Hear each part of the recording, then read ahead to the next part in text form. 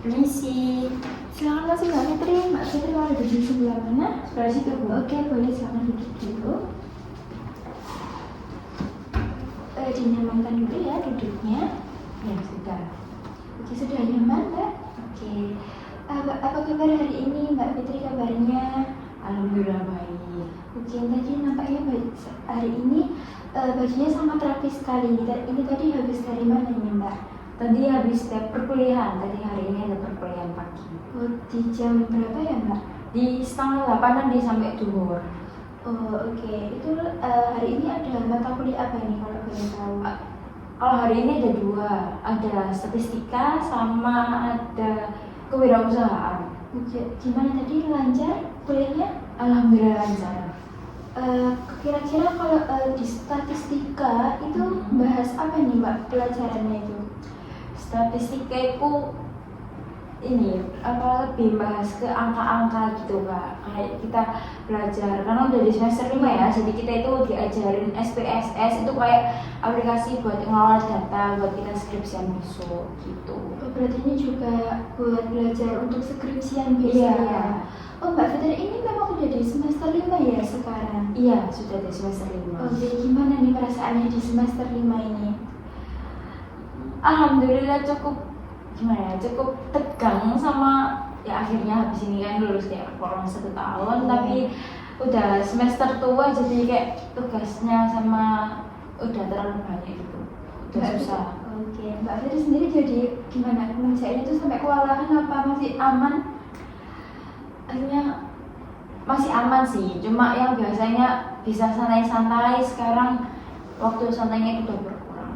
Oke. Selain kuliah nih, Mbak Fitri, apakah ada kegiatan lain di luar? Apa hanya kuliah aja? Ini kerja sih. Oh, kerja juga. Kerja di mana ya, Mbak? Kerja di dekat rumah. Itu kerja kayak apa? Menjaga toko atau gimana? Itu menjaga stand makanan. Oh gitu. Soalnya biasanya yang saya tahu itu ya, rata-rata mahasiswa itu kalau nggak kayak kerja di jadi apa itu namanya, host line gitu. Jadi Mbak Fitri ini kayak jaga stand gitu. Iya. Kerjanya sampai jam berapa, dari jam berapa? Kerjanya sekarang dari jam 3 sampai jam 10. Oke, berarti ini nanti habis dari sini mau bekerja? Iya. Oke, kalau gitu ini tadi kita sudah membahas tentang kegiatan Mbak Fitri hari ini. Nah, pastinya kedatangan Mbak Fitri ke sini bukan hanya ingin bercerita saja ya, Mbak, pasti ada yang hal ini disampaikan kepada saya. Apakah betul? Iya. Oke, sebelum kita melanjutkan ke tahap proses konseling kita hari ini, sebelumnya kita akan membahas terkait waktunya. Jadi di sini saya ada waktu sekitar 30 menit. Apakah Mbak Fitri merasa cukup dengan 30 menit tadi? Cukup kan? Oke, lalu perlu Mbak Fitri ketahui juga bahwa di sini saya sebagai konselor hanya memfasilitasi permasalahan yang dialami Mbak Fitri. Nanti selebihnya semua keputusan atau berhasil tidaknya konseling kita hari ini akan tergantung pada konselor sendiri, yaitu Mbak Fitri sendiri. Ya. Sudah paham? Paham. Oke, baik. Jadi kita sepakat ya waktunya 30 menit. Oke, kalau begitu boleh dilanjutkan untuk kegiatan ceritanya tadi bagaimana? Ini Kak, saya ini akhir-akhir ini tuh kayak jengkel gitu sama orang tua saya, karena orang tua saya tuh kayak sering nyuruh-nyuruh saya, padahal itu hal sepele yang bisa mereka lakuin sendiri, tapi selalu kayak nyuruh saya, walaupun saya habis pulang kerja, pulang kuliah, baru belum turun dari sepeda motor, masih di sepeda motor atau dipanggil, disuruh biasanya kayak disuruh kayak mijitin, terus buat teh, buat kopi. Kadang yang paling saya kesel itu cuma disuruh mencet lampu, padahal orang tua saya itu di situ duduk, sedangkan saya agak jauhan gitu, tapi saya yang disuruh mencet lampu kayak gitu. Terus kadang-kadang kan ini orang tua saya kan dua-duanya pegang HP. Iya. Pegang HP kan. Ini sekarang tahu TikTok sama Shopee. Kalau sini ada barang-barang yang itu dulu kita cuma dipanggil dari kamar, dipanggil minta tolong bantuin check out kayak gitu. Berarti Mbak Fitri ini merasa jengkel karena tadi selalu disuruh-suruh sama orang tuanya, terus nyuruhnya itu nggak tahu waktu juga ya, apalagi sampai dari hal sepele aja itu suka nyuruh Mbak Fitri begitu. Apakah cuman hanya rasa jengkel aja nih Mbak ke perasaannya Mbak Fitri ini? Bener-bener cuman rasa jengkel aja? Ini sih Kak, marah, kadang marah kayak kenapa harus aku, padahal kan ada adik kayak gitu. Marahnya itu sampai marah yang kayak gimana? Sampai benar-benar atau ngelakuin hal sesuatu gitu? Marahnya sampai aku nggak suruh, biasanya ini sih ngambiasinnya ke adik sih kalau marah gitu. Oh, Mbak Fitri ini berarti punya saudara? Iya, adik. Berapa bersaudara Mbak? Juga saya sama adik saya aja. Berarti Mbak Fitri ini kakaknya? Iya. Oke, berarti Mbak Fitri sampai ngelampiasin ke adiknya. Yakin sampai hanya cuma marah aja nih? Apalagi kalau udah ngelampiasin ke orang, berarti mungkin sampai ada perasaan yang lebih nih. Ini sih Kak, lebih apa ya, sakit hati kayak Iya. gitu. Oke. Kayak ya gitu. Berarti jengkel, marah terus sampai sakit hati juga, apalagi sampai dilampiaskan ke adiknya ya. Oke, di saat posisi Mbak Fitri merasa jengkel, marah sampai sakit hati itu tadi, lalu apa yang Mbak Fitri lakukan? Ya biasanya itu tadi kayak apa, kayak gerundel, biasanya gerundel kayak kalau udah dipanggil Kak gitu wes, aduh apa mana sih gitu. Terus kadang kalau ada adik, posisi aku baru capek, baru pulang apa, tapi yang dipanggil aku, kalau gitu udah nyuruh adik tapi adik gak mau gitu, aku yang marah-marah ke adik kok kenapa nggak mau kayak gitu. Terus biasanya itu marah-marah, jadi kayak gerundel, marah-marah, terus kadang nangis kalau emang tuh bener-bener capek gitu. Oke, Mbak Fitri tadi kan bilang kalau nangis nih ya. Nangisnya itu sampai kayak gimana Mbak? Apa sampai mengurung diri mungkin? Atau sampai teriak-teriak atau gimana? Lebih ke mengurung diri sih, nggak mau yang nangisnya bukan gitu, kayak mengurung diri di kamar iya, kayak jadi kayak batasi omongan interaksi gitu.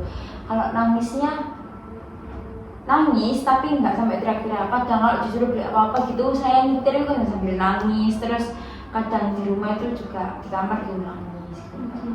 Berarti maksudnya Mbak Fitri itu nangisnya itu juga ada perilakunya juga ya, mengurung diri, terus juga kalau sampai disuruh pendapatan sambil nangis gitu ya. Kalau gitu boleh nih diceritakan detailnya kenapa kok sampai dari jengkel ke marah, terus sampai sakit hati juga, terus juga sampai ngebawa orang lain, dilampisnya ke orang lain. Gimana nih Mbak? Boleh ceritakan detailnya Mbak Fitri? Jadi gini Kak, kan rumah saya sama kampus itu jauh, perjalanannya kan juga jauh. Nah jarak pulang kuliah sama berangkat kerja itu mepet. Biasanya kalau sempat tidur saya tidur, kalau gitu cuma scroll TikTok aja, mau istirahat sebentar. Nah kadang di sela-sela waktu istirahat saya itu orang tua saya itu kayak nyuruh-nyuruh gitu. Nah nyuruh-nyuruhnya itu bukan gimana, bisa dibilang yang cukup sepele, maksudnya yang bisa dilakuin orangnya sendiri tapi nyuruh saya kayak gitu. Kayak buat minum, terus kayak beli kerupuk atau beli apa gitu. Itu sih. Terus yang paling sering itu nyalain lampu kayak gitu. Apa nah orangnya di ruang TV tapi saya yang di kamar disuruh nyalain lampu. Ada yang paling dekat orang tua saya.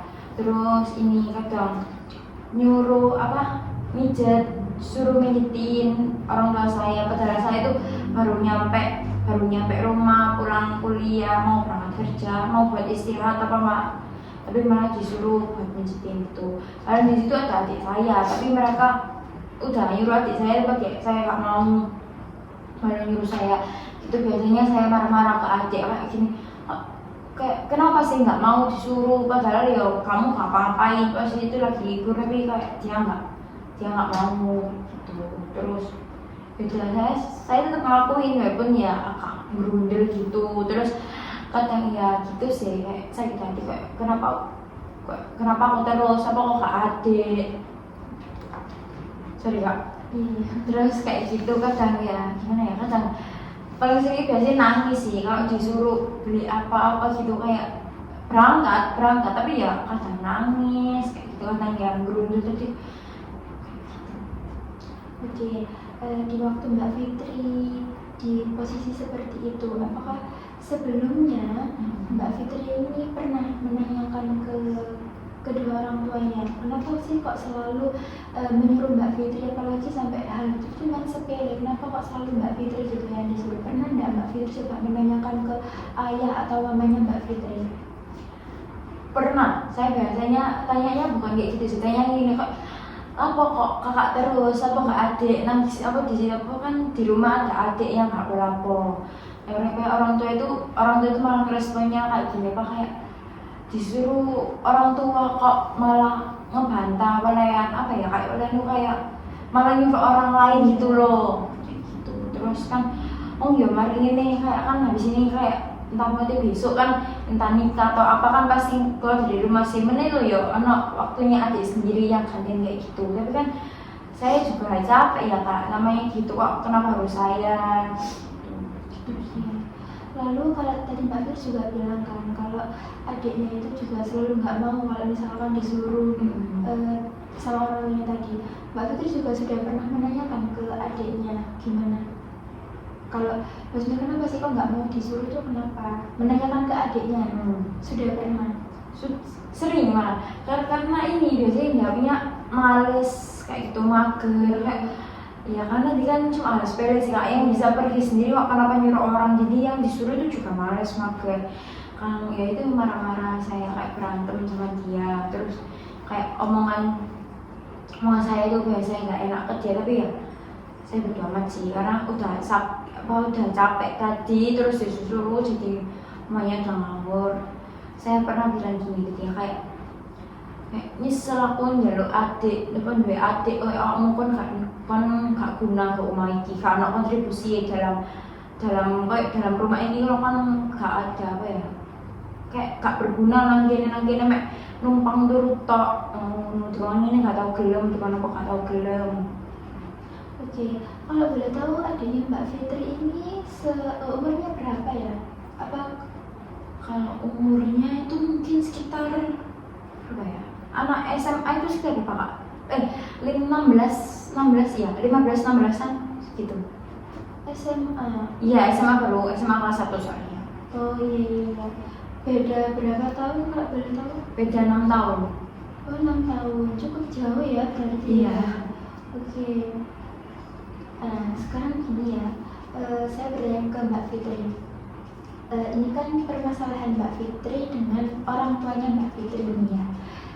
Mbak Fitri merasa kesalnya itu ke orang tuanya kan.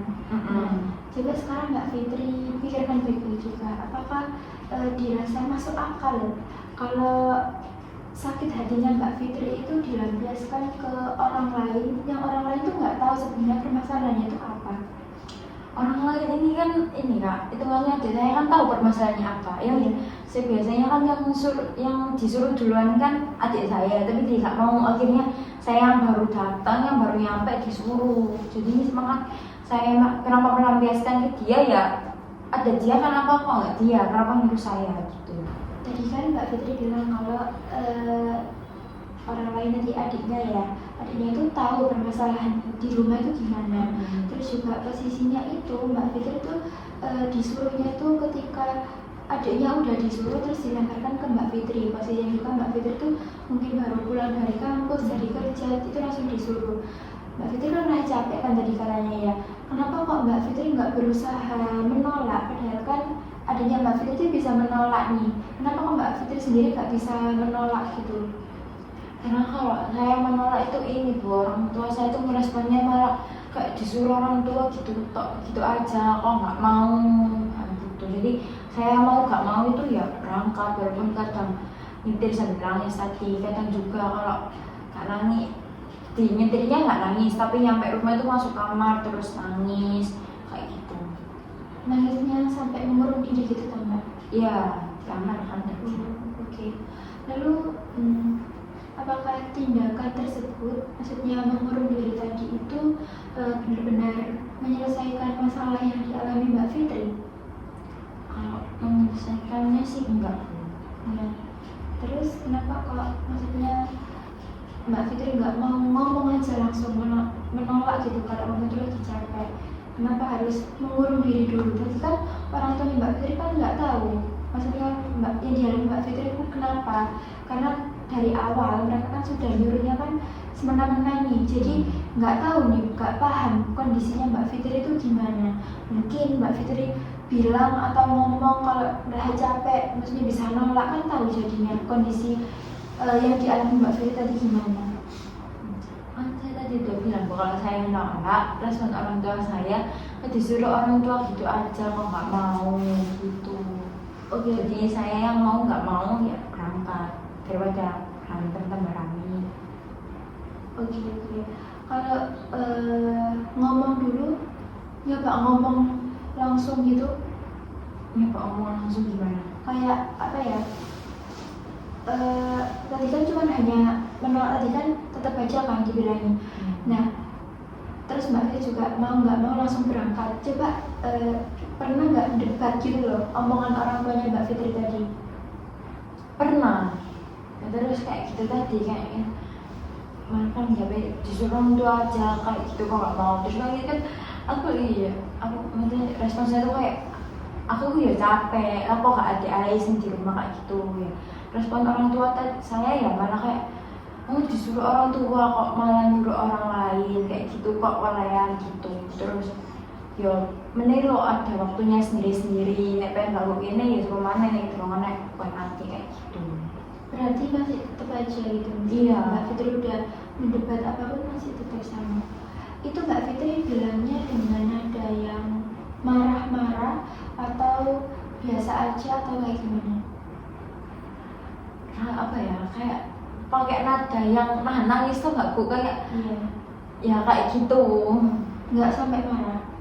Enggak, kalau sama orang tua saya nggak pernah marah, paling lebih bentak sih. Maksudnya kayak nada gimana ya? Maksudnya bukan marah yang mendebat sampai ngelawannya banget gitu, enggak cuma nadanya lebih tinggi sedikit. iya gitu. jawab lah, tapi jawabnya enggak yang kayak bentak terus yang sampai beneran gitu enggak. Oke, dengan Mbak Fitri menjawab dengan nada bentak, maksudnya lebih tinggi gitu. Apakah juga bisa tambah ngerti kondisi orang tuanya tadi? Maksudnya orang tuanya itu masih tetap ngerti kondisinya Mbak Fitri gitu loh, dengan Mbak Fitri nadanya seperti itu tadi. Maksudnya? Enggak. Maksudnya gini, tadi kan Mbak Fitri bilang kalau marah sih enggak, cuma nadanya sedikit agak lebih tinggi. Nah, ketika Mbak Fitri menjelaskan seperti itu, apakah benar-benar menyelesaikan gitu loh permasalahannya Mbak Fitri tadi dengan nada seperti itu? Enggak menyelesaikan. Nah, oke. Berarti mungkin sama ini Mbak Fitri memang ngomong sama kedua orang tuanya, tapi nadanya yang salah. Jadi mereka tetap tambah Mbak Fitri itu tambah dibalik, tambah apa ya? Dibalikkan lagi ke Mbak Fitri gitu loh. Tadi seperti katanya disuruh orang tua kok tambah ngelawan gini-gini. Nah, mungkin tadi cara bicara Mbak Fitri tadi, jadi orang tuanya nggak bisa paham kan keadaannya Mbak Fitri gimana, gitu kan? Berarti apakah dengan nada seperti itu bisa menyelesaikan Mbak Fitri? Maksudnya menyelesaikan permasalahan Mbak Fitri? Enggak bisa kak. Dia sudah paham kan harusnya, maksudnya cara ngomong itu gimana biar mereka tuh bisa mengerti keadaannya Mbak Fitri. Tahu kak. Ya, jadi sekarang sudah paham kan? Sudah paham. Oke, serius. Pak, masih kayak sepertinya kayak ada yang masih ganjel gitu. Mungkin itu lebih ganjil cara ngomongnya tadi sih kak, kayak nadanya gitu gimana, jadi mungkin minggu depan aja gitu ya kak. Nanti kedepannya bakalan nyoba lagi nada bicaranya tuh dikecilkan sedikit gitu ya. Oke, jadi kalau sekarang bagaimana untuk perasaannya Mbak Fitri? Apakah masih dirasa sakit hati kepada orang tua ataupun adiknya Mbak Fitri? Masih kak, paling sekarang cuma jengkel, karena masih tetap jengkel lah, anak harus saya gitu. Oke, berarti sekarang sudah menurun ke jengkel ya sekarang ya. Oke, kalau begitu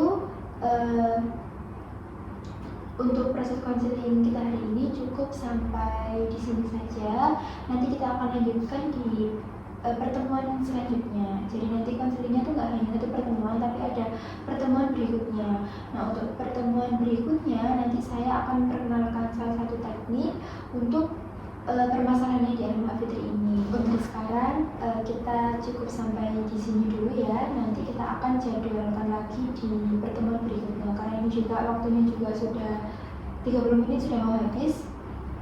Jadi kita atur di pertemuan selanjutnya. Oke, Mbak Fitri? Iya Kak. Untuk di pertemuan selanjutnya Mbak Fitri mau di hari apa dan di pukul berapa? Mungkin nanti saya akan menghubungi Kak lagi menyesuaikan jadwal kuliah sama jam kerja. Oke, kalau gitu nanti Mbak Fitri berarti yang menghubungi saya dulu Iya. ya. Oke, untuk di tempatnya sama di sini atau mau di tempat lain mungkin Mbak Fitri? Mungkin cuma di sini aja. Oke, kalau gitu untuk proses konseling hari ini saya akhiri sampai sini ya. Terima kasih Mbak Fitri juga sudah bercerita, terus saya juga enjoy juga ceritanya, sudah meluangkan waktunya juga untuk menemui saya hari ini. Saya benar-benar mengucapkan terima kasih ya Mbak. Ya, saya juga terima kasih karena udah mau dengar cerita saya. Oke, kalau gitu untuk proses konseling hari ini saya akhiri ya. Terima kasih Mbak Fitri. Terima kasih.